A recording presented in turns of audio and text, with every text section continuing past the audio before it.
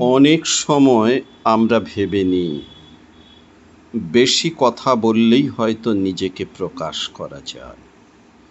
কিন্তু অন্তরের সত্যিকারের শক্তি শব্দে নয়, জন্ম নেয় নীরবতায়।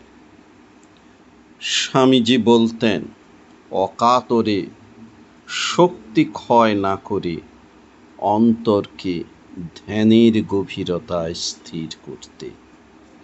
যখন আপনি নীরবে নিজের মনকে পর্যবেক্ষণ করেন, তখন ধীরে ধীরে ভিতরের অস্থিরতা শান্ত হতে শুরু করে। বাইরের সব কোলাহল স্তব্ধ হলে শোনা যায় আত্মার সূক্ষ্ম অন্তরের ডাক। সেই নীরবতার মধ্যেই জন্ম নেয় সাহস, স্থিরতা আর এক অদৃশ্য আধ্যাত্মিক শক্তি। আজকের এই ব্যস্ত পৃথিবীতে মানুষ অনেক কথা বলে, কিন্তু নিজের অন্তরের সঙ্গে খুব কম মানুষই কথা বলে।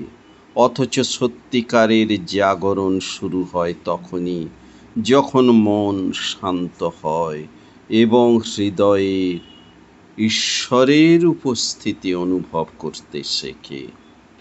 হয়তো সব সমস্যার উত্তর শব্দে পাওয়া যায় না, কিছু উত্তর শুধু নীরব ধ্যানেই অনুভব করা যায়। শান্ত থাকুন, অন্তরকে স্থির হতে দিন।